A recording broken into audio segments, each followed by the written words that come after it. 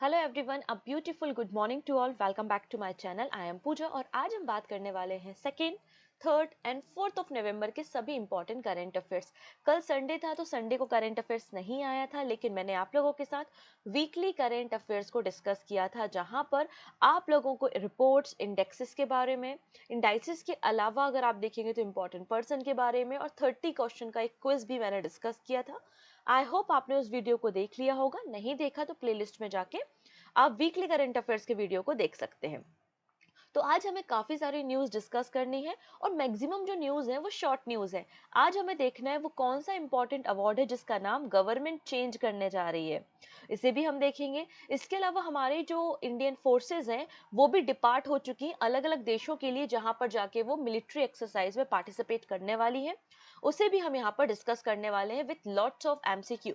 Video के and में हमेशा की तरह एक क्वेश्चन ऑफ द डे होगा जिसका आंसर आप मुझे कमेंट सेक्शन में बता सकते हैं। बस कुछ दिन और आप मैनेज कर लीजिए, जब तक मैं घर पर हूँ तब तक ही हम अपनी शॉर्ट स्क्रीन पे डिस्कशन कर रहे हैं और उसके बाद हम अपने डिजिटल बोर्ड में वापस से लाइव क्लासेस को डिस्कस करना स्टार्ट कर देंगे। ओके, सो स्टार्ट कर लेते हैं आज का सेशन। सबसे पहले बात करेंगे एक वीक के बारे में, एक सप्ताह के बारे में जिसे हम सेलिब्रेट कर रहे हैं। तो विजिलेंस अवेयरनेस वीक 2024 28 अक्टूबर से लेकर 3 नवंबर के बीच में, 28 अक्टूबर से लेकर 3 नवंबर के बीच में हम विजिलेंस अवेयरनेस वीक सेलिब्रेट कर रहे हैं, जिसकी थीम क्या है? Culture of integrity for Nations prosperity. ये आपको थीम देखने को मिल जाएगी। अब यहाँ पे अलग अलग जो हमारे ऑर्गेनाइजेशन है, जो भी गवर्नमेंट ऑर्गेनाइजेशन है, जैसे कि ट्राई है, अलग अलग मिनिस्ट्रीज है, वो अपने अपने लेवल पे इस वीक को सेलिब्रेट करती हैं। अगर हम प्रेजेंटली बात करेंगे कि हमारे देश के सीबीसी कौन है, सीबीसी का मतलब होता है सेंट्रल विजिलेंस कमिश्नर। वो कौन है? प्रवीण कुमार श्रीवास्तव है। ठीक है, यहाँ पर आप लोग ने शायद एक कमीशन के बारे में डेफिनेटली सुना होगा जिसका नाम है के संथानम कमीशन। तो के संथानम कमेटी की रिकमेंडेशन आई थी और उसके बाद 1964 में रिकमेंडेशन आई थी, जिसके बाद हमने सेंट्रल विजिलेंस कमीशन का फॉर्मेशन या सीबीसी का फॉर्मेशन किया था। और 2003 में पार्लियामेंट ने एक एक्ट पास किया और इसको एक स्टैच्यूटरी बॉडी बना दिया है। ठीक है, तो प्रवीण कुमार श्रीवास्तव प्रेजेंटली हमारे सीबीसी हैं। और विजिलेंस अवेयरनेस वीक हम कब से कब तक सेलिब्रेट कर रहे हैं? तो 28 अक्टूबर से लेकर 3 नवंबर के बीच में।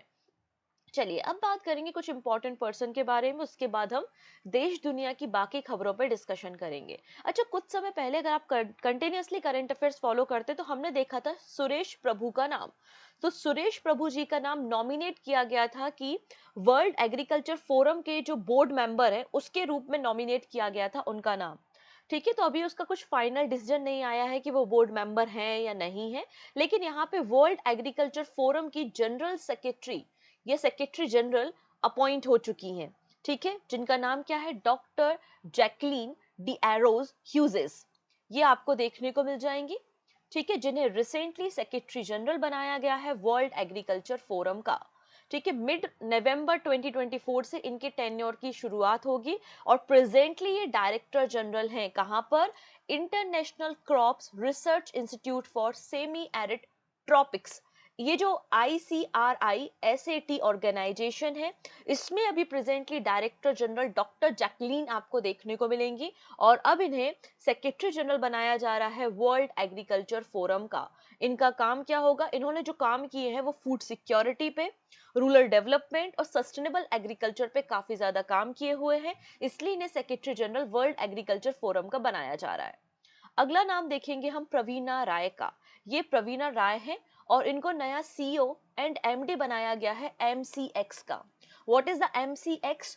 तो MCX एक multi community exchange of India है। ये जो MCX है ये 2003 में एग्जिस्टेंस में आया था, 2003 में अस्तित्व में आया था। मुंबई महाराष्ट्र में इसका हेडक्वार्टर आपको मिल जाएगा और ये रेगुलेट कौन करता है? SEBI, security and exchange board of India, इसको रेगुलेट करने का काम करती है। अब इसका काम क्या होता है? इसमें ऑनलाइन ट्रेडिंग होती है, जो हमारी कमोडिटीज होती हैं उनकी ट्रेडिंग यहाँ पर की जाती है।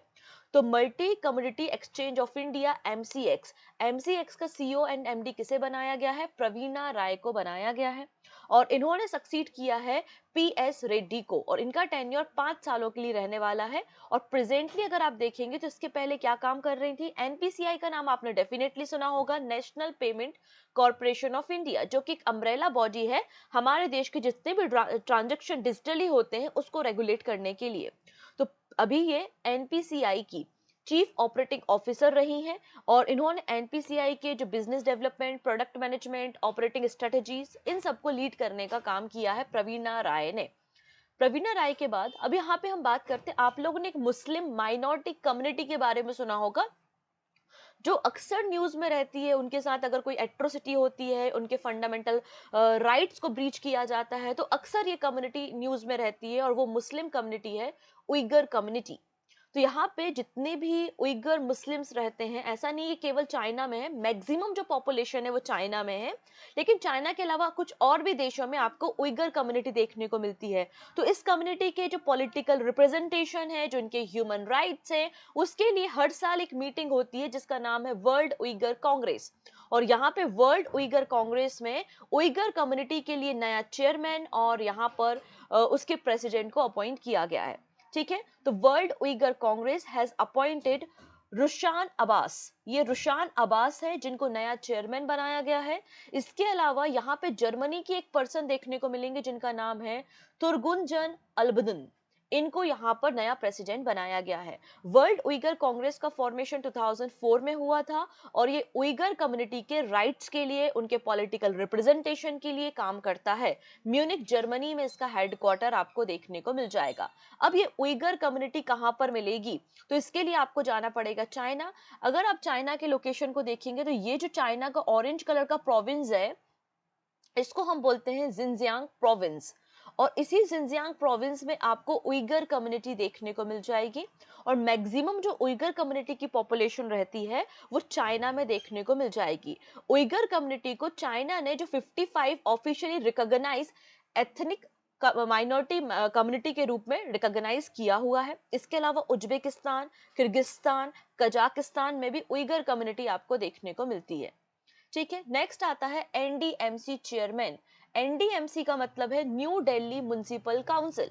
तो न्यू दिल्ली म्युनिसिपल काउंसिल के नए चेयरमैन किसे बनाया गया है? केशव चंद्र को बनाया गया है और ये appointment ministry of home affairs ने दी है। इसके पहले ये अंडमान और निकोबार में सेक्रेटरी के रूप में काम कर रहे थे, कैबिनेट चीफ सेक्रेटरी थे अंडमान एंड निकोबार में, और अभी इनको presently new Delhi municipal council का नया चेयरमैन बनाया गया है। केशव चंद्र उनका नाम है। अब ये कौन है? इनका नाम है रविंद्र जडेजा और ये 5th नंबर के क्रिकेटर बन गए हैं इंडिया के जिन्होंने सबसे ज्यादा टेस्ट विकेट्स लिए हैं। अनिल कुंबले के बाद रविचंद्रन अश्विन, कपिल देव, हरभजन सिंह और अब उसके बाद नाम आता है रविंद्र जडेजा का। तो Ravindra Jadeja 5th highest wicket taker बन गए हैं इंडियन टेस्ट क्रिकेट में, इसलिए इनका नाम रिसेंटली न्यूज में देखा जा रहा है। चलिए, आई होप आप लोगों ने क्लासिकल म्यूजिशियन के बारे में सुना होगा। एक क्लासिकल म्यूजिशियन है हमारे देश के जिनका नाम है डॉक्टर भरत। डॉक्टर भरत वलवल्ली इनका नाम है और इनकी रिसेंटली बायोग्राफी, ये वो पर्सन है, इनकी रिसेंटली बायोग्राफी अनवील की गई है। बायोग्राफी को रिलीज किया गया है by the prime minister Narendra Modi और इनकी जो बायोग्राफी उसका नाम है भरत वाक्य। क्या नाम है? भारत वाक्य इनकी बायोग्राफी का नाम है। ठीक है, इन्हें कई सारे मतलब इनका अपना एकेडमी भी रन होता है। अगर आप गूगल करेंगे तो इनकी एकेडमी के बारे में इंफॉर्मेशन मिल जाएगी। एकेडमी के साथ साथ इनको कुछ टाइटल भी दिए गए जैसे कि स्वरधीश टाइटल इनको जगत गुरु शंकराचार्य करवीर पीठ ने दिया हुआ है। तो इनकी बायोग्राफी को रिसेंटली प्राइम मिनिस्टर मोदी ने रिलीज करने का काम किया है। नेक्स्ट बात करेंगे बोत्सवाना। तो बोत्सवाना के जंगल तो बड़े फेमस है, कालाहारी डेजर्ट का एरिया आपको बोत्सवाना में ही तो देखने को मिलता है। ये है बोत्सवाना, अफ्रीका कॉन्टिनेंट की एक कंट्री है जहां पे बोत्सवाना पूला करेंसी चलती है एंड गैबरोन यहाँ पर आपको कैपिटल देखने को मिलेगी। एंड बोत्सवाना के प्रेसिडेंट का इलेक्शन हुआ है और 6 प्रेसिडेंट, 6वें नंबर के राष्ट्रपति बोत्सवाना के बने हैं डूमा बोको। ये है डूमा बोको। तो बोत्सवाना के ये प्रेसिडेंट बन गए हैं जो कि democratic change UDC, umbrella for democratic change party से बिलोंग करते हैं। ठीक, very important name, very very important name है विवेक देवरॉय का। विवेक देवरॉय एक जाने माने इकोनॉमिस्ट रहे हैं, एक अर्थशास्त्री रहे हैं, जो नीति आयोग के भी मेंबर रहे हैं। He passed away recently.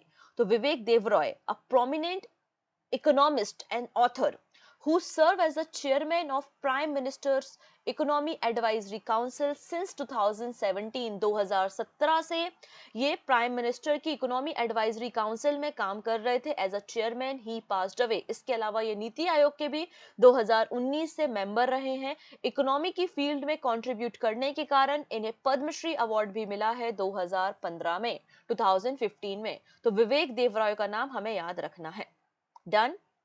तो ये कुछ इंपॉर्टेंट पर्सन थे, उनको हमने डिस्कस कर लिया। चलिए अब हम बात करेंगे नेशनल इवेंट्स पे, इंटरनेशनल इवेंट्स पे और डिफेंस न्यूज पे। साथ ही साथ बैंकिंग न्यूज पे भी आज हमें बहुत इंपॉर्टेंट जानकारी इकट्ठी करनी है। ओके, सबसे पहला न्यूज है इंडिया फर्स्ट। अब कोई भी चीज इंडिया में जो पहला होता है वो अपने आप में बड़ा इंपॉर्टेंट हो जाता है। So India first IGBC certified जू कौन सा बन गया है, इस पे हमें डिस्कशन करना है। डिस्कशन तो हम करेंगे, लेकिन उसके पहले वो सारे स्टूडेंट जो अभी रिसेंटली ज्वाइन किए हुए हैं चैनल को, जिनको नहीं पता अबाउट द PDF, तो डेली करंट अफेयर्स होता है, सभी वनडे एग्जाम्स के लिए होता है, 9 AM पर होता है। और इसकी जो PDF है वो मेरे टेलीग्राम पे पूजा जैन CA 247 पे भी मिल जाएंगी। अदरवाइज आप प्ले स्टोर से जाके एप्लीकेशन को डाउनलोड कर सकते हैं, पूजा जैन क्लासेस। वहां पर भी फ्री मटेरियल अवेलेबल है, जहां से आप PDF को डाउनलोड कर सकते हैं। इन दोनों की लिंक डिस्क्रिप्शन में अवेलेबल है, तो वहां पर जाके आप चैनल को ज्वाइन कर सकते हैं। जब आप एप्लीकेशन को डाउनलोड करते हैं तो एप्लीकेशन पे आपको कई सारे different products and different magazines, different PDFs देखने को मिलती हैं। उनमें से कुछ इंपॉर्टेंट है SSC जनरल अवेयरनेस P/Q ई बुक। SSC के अलग अलग एग्जाम में पिछले 5 सालों में जो भी क्वेश्चंस आए हुए हैं वो सभी क्वेश्चंस आपको यहाँ पे मिल जाएंगे। तो कंप्लीटली ई बुक अवेलेबल है, जिसमें हिस्ट्री, ज्योग्राफी, पॉलिटी सभी सब्जेक्ट के क्वेश्चंस अवेलेबल है। आप इंडिविजुअली भी इनको ले सकते हैं और कंप्लीट ई बुक भी अवेलेबल है। इसके अलावा ज्योग्राफी, हाँ, आप देखेंगे पॉलिटी, इकोनॉमी और बायोलॉजी की टेस्ट सीरीज भी एप्लीकेशन पे अवेलेबल है। ओके, चलिए एक बार जल्दी से लिंक को शेयर कर देंगे अपने फ्रेंड्स के साथ, और पहली बार आ रहा है तो सब्सक्राइब कर लेंगे, जिससे अपकमिंग क्लासेस के नोटिफिकेशन आपको मिल सके। ओके, तो हम बात कर रहे हैं दुर्गेश अरण्य जूलॉजिकल पार्क, और ये कहाँ पर है, हिमाचल प्रदेश में है। और ये इंडिया का पहला IGBC सर्टिफाइड पार्क बन रहा है। इसका पहला फेज स्टार्ट हो चुका है, लगभग 600 करोड़ रुपए की कंस्ट्रक्शन कॉस्ट के साथ ये पूरा जू जो है वो रेडी किया जाएगा। तो Himachal Pradesh chief minister Sukhvinder Singh Sukhu announced that Durgesh Aranya Zoological Park, located in the Bankhandi area of Kangra Dehra Assembly constituency, will be the first zoo in India to receive certification from the Indian Green Building Council, मतलब IGBC। ये IGBC का मतलब Indian green building council होता है। इनके द्वारा पहली बार किसी जू को एक सर्टिफिकेशन दिया गया है, और वो कौन सा है, दुर्गेश अरण्य जूलॉजिकल पार्क आपको देखने को मिलेगा।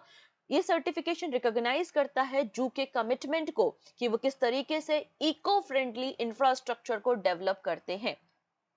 IGBC CII मतलब कॉन्फेडरेशन ऑफ इंडियन इंडस्ट्री का ही पार्ट है। इसका फॉर्मेशन 2001 में किया गया था, और एक सर्टिफिकेशन बॉडी है। अलग अलग बिल्डिंग्स को, अलग अलग प्रोग्राम्स को, ट्रेनिंग प्रोग्राम्स को रेटिंग करने का काम, सर्टिफिकेशन प्रोवाइड करने का काम ये बॉडी करती है, जिसका हेडक्वार्टर हैदराबाद में है। अब हिमाचल प्रदेश में आपको कई सारे जू और वाइल्ड लाइफ सेंचुरीज देखने को मिलती हैं, नेशनल पार्क्स भी देखने को मिलते हैं।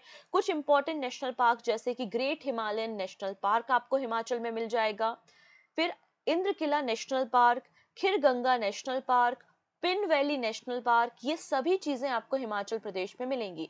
अब आप लोगों ने रेणुका वेटलैंड के बारे में सुना होगा, जो कि भारत का सबसे छोटा वेटलैंड और सबसे छोटी रामसर साइट है। वो कहाँ पर है, हिमाचल प्रदेश में ही है, रेणुका लेक। फिर इसके अलावा Pong dam lake, Chandra lake, ये कुछ रामसर साइट्स भी आपको हिमाचल प्रदेश में देखने को मिल जाएंगी। तो ऐसे क्वेश्चंस जनरली बैंकिंग एग्जाम में, SSC एग्जाम में, स्टैटिक पोर्शन में पूछे जाते हैं। ठीक है, नेक्स्ट। अब यहाँ पर देखेंगे मिनिस्ट्री ऑफ होम अफेयर्स, हमारे गृह मंत्रालय ने केंद्रीय गृह मंत्री दक्षक पदक डिस्ट्रीब्यूट किए हैं। तो क्वेश्चन केवल दो ही बन सकते हैं। पहला कि केंद्रीय गृह मंत्री दक्षक पदक कितने लोगों को दिया जा रहा है, तो 463 पर्सन्स को यहाँ पर दिया जाएगा जो अलग अलग राज्यों, अलग अलग केंद्र शासित प्रदेशों से बिलोंग करते हैं, अलग अलग सेंट्रल आर्म पुलिस फोर्स में, सेंट्रल पुलिस ऑर्गेनाइजेशन में काम करते हैं। तो मिनिस्ट्री ऑफ होम अफेयर्स ने यहाँ पर वो सारे लोग जिन्होंने स्पेशल ऑपरेशन इन्वेस्टिगेशन में किए हैं, फॉरेंसिक साइंस में किए हैं, ऐसे 463 लोगों को केंद्रीय गृह मंत्री दक्षक पदक डिस्ट्रीब्यूट किए हैं। कब किए हैं?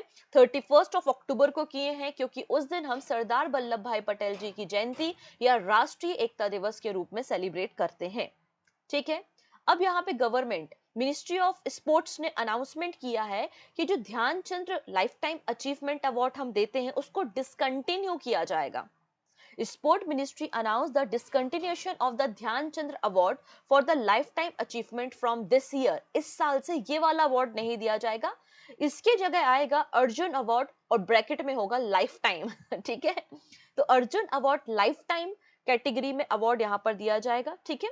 तो sport ministry announce the discontinuation of Dhyan Chandra award for life time achievement from this year onwards and the introduction of the Arjun award life time in its place.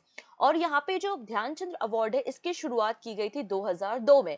2002 में ये अवार्ड शुरू किया गया था मेजर ध्यानचंद्र जी के नाम पे, जिन्हें हम हॉकी का जादूगर भी कहते हैं। ठीक है। कोई भी इंडिविजुअल जो कि Olympic games, Commonwealth games, Asian games, para Olympic games में अच्छा कंट्रीब्यूशन करता है, उनको हम Dhyan Chandra life time achievement award देते हैं, जिन्होंने अपने लाइफ में स्पोर्ट्स की कैटेगरी में कंट्रीब्यूट किया है। इसका नाम चेंज करके हम अर्जुन अवार्ड लाइफ टाइम रख देंगे, जिन्हें लाइफ टाइम स्पोर्ट्स के डेवलपमेंट के लिए कंट्रीब्यूट करने के कारण अवार्ड दिया जाएगा। 2023 में जो Dhyan Chandra life time achievement award दिया गया था वो किसे दिया गया था? फॉर्मर शटलर मंजूषा कन्वर को, farmer hockey exponent Vineet Kumar को एंड कबड्डी प्लेयर कविता सेल्वराज को 2023 का Dhyan Chandra life time achievement award दिया गया था। ठीक है। अब इसके अलावा एक और बात कही गई है।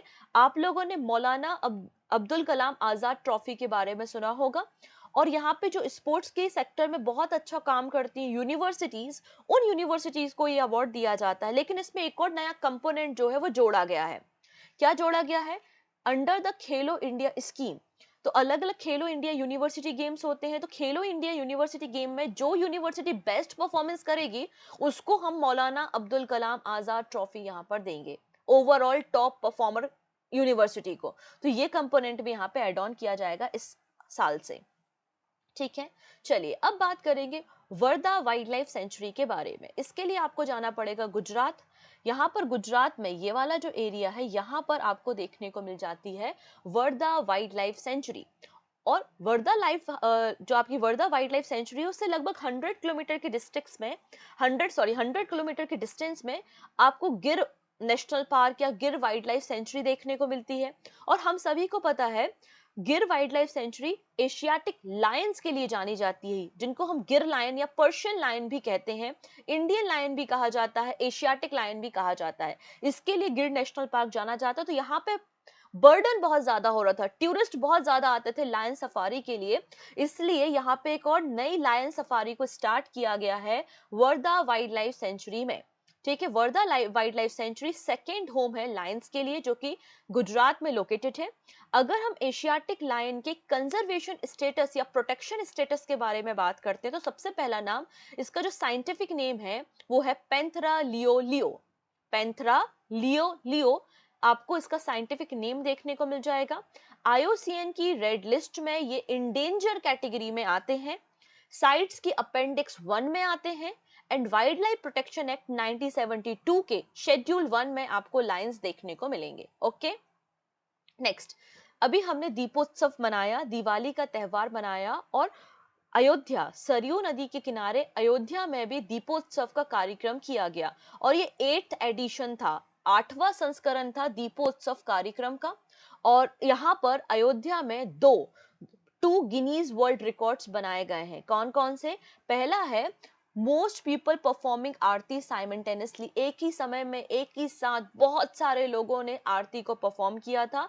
यहाँ पे जो 1000+ वेद आचार हैं उन्होंने साथ में आरती को परफॉर्म किया, और 25 लाख 25 lakhs दियों को जलाया गया, इसलिए 2 रिकॉर्ड्स यहाँ पे बने हैं अयोध्या में।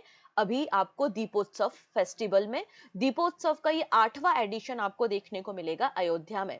ओके, नेक्स्ट बात करेंगे। अब यहाँ पे चाइना, चाइना एकमात्र ऐसी कंट्री है जिसका अपना इंडिविजुअल स्पेस स्टेशन है। जैसे आप लोग इंटरनेशनल स्पेस स्टेशन या दूसरे स्पेस स्टेशन अगर आप जानते हो तो वो सिंगल किसी कंट्री के नहीं है, वो कोलैबोरेशन है कई सारी नेशंस का, कई सारे देशों का। लेकिन चाइना एक ऐसी कंट्री है जिसका अपना पर्सनल स्पेस स्टेशन है, जहां पर उसने अपने 3 क्रू मेंबर्स को रिसेंटली भेजा है, जिसमें से एक वीमेन भी है, एक महिला भी है। तो 3 Chinese astronaut enter space station after successful launch. तो यहाँ पर इंक्लूडिंग 1 वीमेन चाइनीज एस्ट्रोनॉट को भेजा गया है चाइनीज स्पेस स्टेशन में using the Shenzhou 19 space flight mission. किस फ्लाइट से भेजा गया है? तो सेंजाओ 19 फ्लाइट से भेजा गया है। यहाँ पर जो टियोंगोंग स्पेस स्टेशन है वहां पर ये एस्ट्रोनॉट एंटर करेंगे और कुछ महीनों तक वहां पर ही रहने वाले हैं। इसमें जो लेडी है उनका नाम है वैंग वैंग हॉजे। वैंग हॉजे करेंटली केवल और केवल एकमात्र चाइनीज फीमेल स्पेस इंजीनियर आपको मिलेंगी एंड 3rd चाइनीज वीमेन जिन्होंने पार्टिसिपेट किया है स्पेस फ्लाइट मिशन में। ठीक है, डन। नेक्स्ट, अब हम बात कर रहे हैं एक एक्सरसाइज के बारे में जिसका नाम है वज्र प्रहार। हम सभी को पता है कि वज्र प्रहार एक्सरसाइज इंडिया और यूएसए के बीच में होने वाली एक एक्सरसाइज है। एक साल इंडिया में होती है, एक साल यूएसए में होती है। जो लास्ट एडिशन हुआ था वो मेघालय में, इंडिया में हुआ था 2023 में। अब 2024 का जो एडिशन होने वाला है वो कहां पर होगा? यूएसए में होगा और ये आपका 15th नंबर का एडिशन है। 15वें नंबर का एडिशन आपको देखने को मिल जाएगा एक्सरसाइज वज्र प्रहार का, और जिसके लिए इंडियन आर्मी डिपार्ट हो चुकी है, इंडियन आर्मी जा चुकी है यूएसए। ये जो एक्सरसाइज है वो 2 नवंबर से लेकर 22 नवंबर तक चलने वाली है। ठीक है, युद्ध अभ्यास के अलावा इंडिया और यूएसए के बीच में कुछ समय पहले एक और एक्सरसाइज हुई थी जिसका नाम है युद्ध अभ्यास। ठीक है, तो वज्र प्रहार के अलावा युद्ध अभ्यास एक्सरसाइज भी आपको इंडिया और यूएसए के बीच में देखने को मिलेगी। 2024 में राजस्थान में ही आपको ये एक्सरसाइज देखने को मिलेगी। इसके अलावा एक और एक्सरसाइज है जिसका नाम है गरुण शक्ति एक्सरसाइज। तो ये जो एक्सरसाइज है वो इंडिया और इंडोनेशिया के बीच में होने वाली ज्वाइंट स्पेशल फोर्स एक्सरसाइज है जिसका नाम है एक्सरसाइज गरुण शक्ति। इसका भी 9th एडिशन कौन होस्ट कर रहा है? इंडोनेशिया में हो रहा है, इसलिए जकार्ता इंडोनेशिया के लिए इंडियन आर्मी डिपार्ट हो चुकी है। इंडियन आर्मी का जो कंटिजेंट है वो डिपार्ट हो चुका है जकार्ता इंडोनेशिया के लिए, और 9th एडिशन गरुण शक्ति एक्सरसाइज में हम पार्टिसिपेट करने वाले हैं। ये जो एक्सरसाइज है वो 2012 में स्टार्ट की गई थी।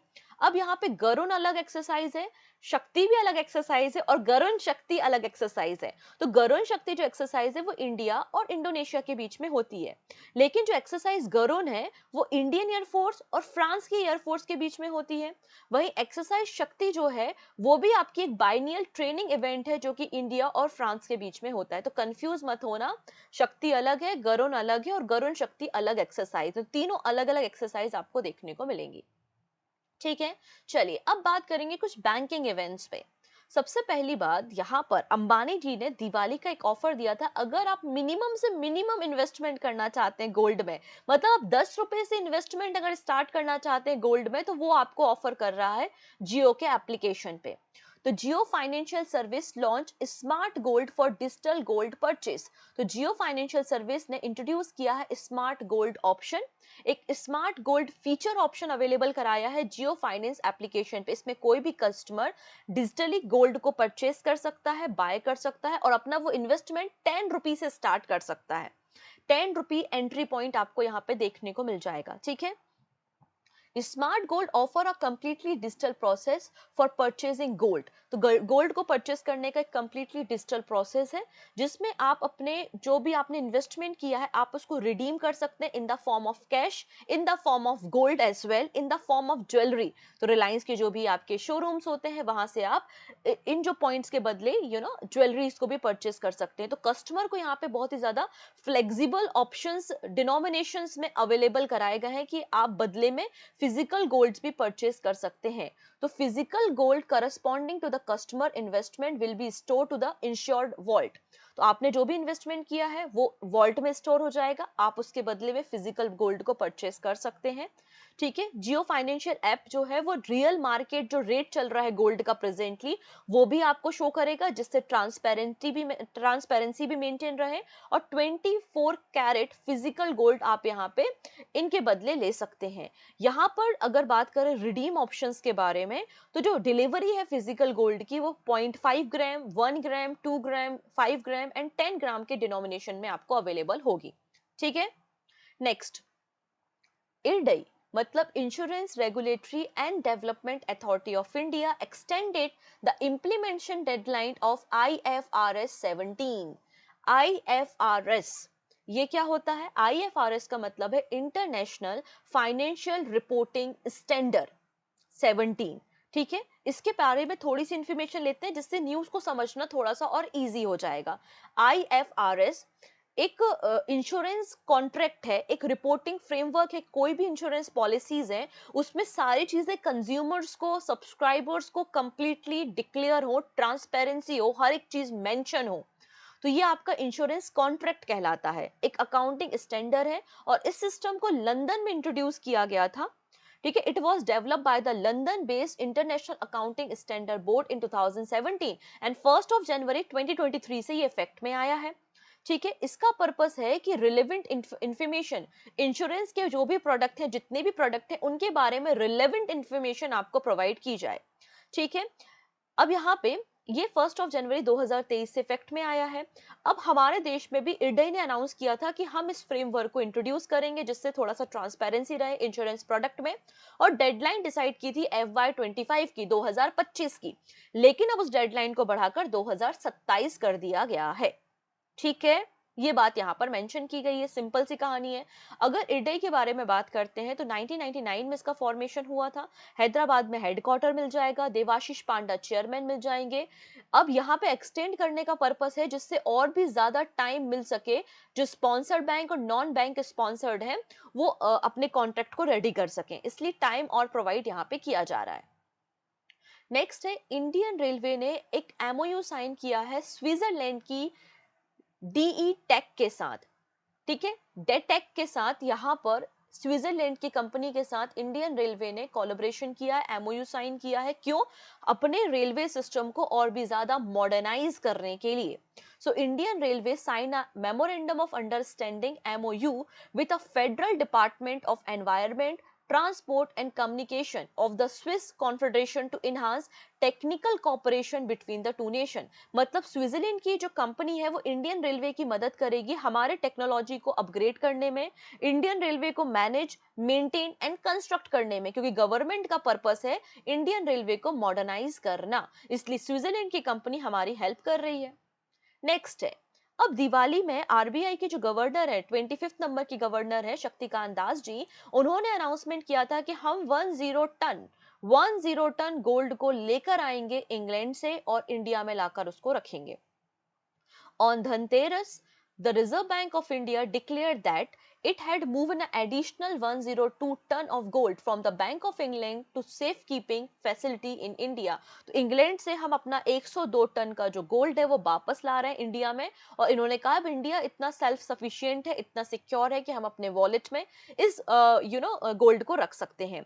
अब यहाँ पे अकॉर्डिंग टू द RBI हमारे पास जो टोटल RBI के पास गोल्ड रिजर्व है वो आपसे पूछा जा सकता है कि 2024 के अकॉर्डिंगली RBI के पास टोटल गोल्ड रिजर्व कितना है, तो 854.73 मेट्रिक टन ऑफ गोल्ड हमारे पास है, डोमेस्टिक और ओवरसीज, मतलब विदेशों में भी रखा है हमारा सोना और भारत में तो है।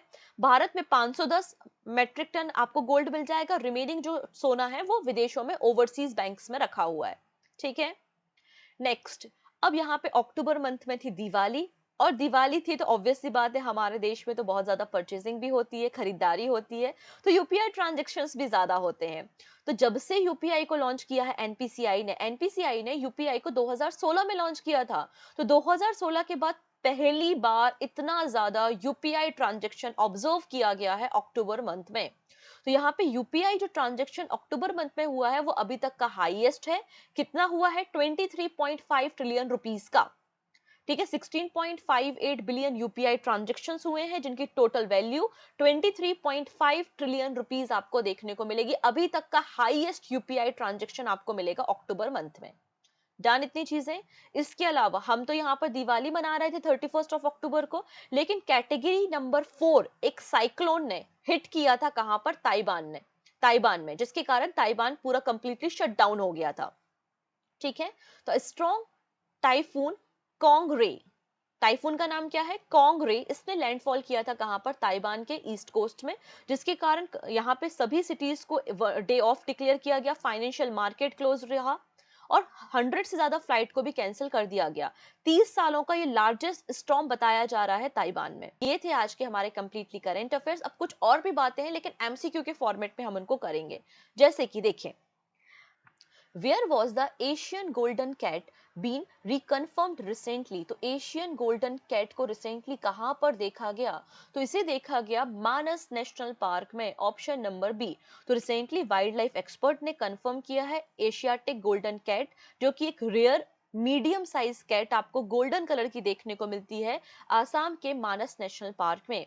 ये आईयूसीएन की अगर हम बात करते हैं तो आईयूसीएन के प्रोटेक्शन लिस्ट में और इंडेंजर कैटेगरी में आपको देखने को मिल जाएगी। ठीक, recently the government of which country will provide free cancer treatment to children below the 14 year of the age.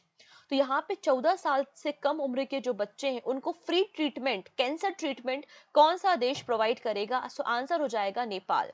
तो रिसेंटली गवर्नमेंट ऑफ नेपाल ने यहाँ कहा है कि हम फ्री कैंसर ट्रीटमेंट यहाँ पे चिल्ड्रंस को प्रोवाइड करेंगे जिनकी एज 14 साल से कम है, गवर्नमेंट हॉस्पिटल में, जिससे जो फाइनेंशियल बर्डन है उसको रिड्यूस किया जा सके। ठीक है, next, how many personal from various state and union territory, central armed police force and central police organization have been awarded the केंद्रीय गृह मंत्री दक्षक पदक for the year 2024। तो अभी हमने देखा है मिनिस्ट्री ऑफ होम अफेयर्स ने 463 लोगों को ये पदक दिए हैं, 463 is the right answer। Next, which financial service company has introduced smart gold as a feature in its app that allow its customer to buy a digital gold? तो smart gold feature किसने launch किया, तो Jio financial services ने launch किया। अभी थोड़ी देर पहले हमने डिस्कशन किया था, ऑप्शन नंबर सी बिल्कुल करेक्ट हो जाएगा। नेक्स्ट है 3 चाइनीज एस्ट्रोनॉट, जिसमें एक वीमेन भी है, इन्होंने रिसेंटली स्पेस स्टेशन चाइना के सक्सेसफुली एंटर किया है। पूछा जा रहा है किस स्पेस क्राफ्ट की मदद से, तो इसका नाम है सेंजाओ 19। Option number A is the right answer. HDFC Standard Life Insurance Company has acquired the share of PNB Housing Finance worth blank rupees through an open market transaction। तो 90 करोड़ रुपीस के shares को यहाँ पे HDFC Standard Life Insurance Company ने acquire कर लिया है। Option number D बिल्कुल करेक्ट हो जाएगा। नेक्स्ट है वो पहला कौन सा जू है जिसको रिसेंटली IGBC सर्टिफिकेशन दिया गया है, तो आंसर हो जाएगा Durgesh Aranya zoological park in Himachal Pradesh. Option number B is the right answer. Typhoon Kongrey ने रिसेंटली किस कंट्री में हिट किया है, तो अभी हमने देखा कि ताइवान में हिट किया है, ऑप्शन नंबर ए बिल्कुल करेक्ट है। Recently the book Ratan Tata a life written by who will be published. तो यहाँ पे रतन टाटा जी के ऊपर एक बुक लिखी है, किसने, थॉमस मैथ्यू ने। किसने लिखी है, थॉमस मैथ्यू ने रतन टाटा जी पर एक बुक लिखी है। सो करेक्ट आंसर हो जाएगा option number C. Who has recently partnered with the Solex Energy to finance the solar project? तो Solex Energy के साथ किसने यहाँ पे कोलैबोरेशन किया है सोलर एनर्जी प्रोजेक्ट को फाइनेंस करने के लिए, आंसर हो जाएगा SBI, state bank of India ने, जिससे जो कमर्शियल, इंडस्ट्रियल और आपके कस्टमर्स हैं उनको यहाँ पे लोन प्रोवाइड किया जाएगा अप टू 10 करोड़ रुपीस का। ठीक है, Recently, which country has become the first country to stop electricity production from the coal? अब यहाँ पे वो कौन सी पहली कंट्री बन गई है जिसने कोल से इलेक्ट्रिसिटी के प्रोडक्शन को स्टॉप कर दिया है, तो कोल से इलेक्ट्रिसिटी के प्रोडक्शन को स्टॉप करने वाली पहला देश है यूके। ऑप्शन नंबर डी बिल्कुल करेक्ट हो जाएगा, यूनाइटेड किंगडम। अगर हम बात करते हैं वर्ल्ड का पहला जो कोल पावर्ड प्लांट हमने ओपन किया था वो कहां पर हुआ था, लंदन में ही हुआ था 1882 में। भारत की अगर बात करते हैं तो भारत में जो थर्मल पावर प्लांट की शुरुआत होती है वो Hussain Sagar thermal power station Hyderabad से 1920 में होती है, 1920 में होती है। तो यहाँ पे यूके पहला देश बन गया है जिसने इलेक्ट्रिसिटी प्रोडक्शन कोल से स्टॉप कर दिया है, option number D. And this is your question of the day. Recently Mohammad Rizwan किस कंट्री के ओडीआई और टी20 के लिए कैप्टन अनाउंस किए गए हैं। पाकिस्तान, बांग्लादेश, ऑस्ट्रेलिया या अफगानिस्तान? सही आंसर आप मुझे बताएंगे कमेंट सेक्शन में। आज के लिए इतना ही, मिलते हैं नेक्स्ट वीडियो में कुछ नई क्लासेस के साथ। Take care and bye bye.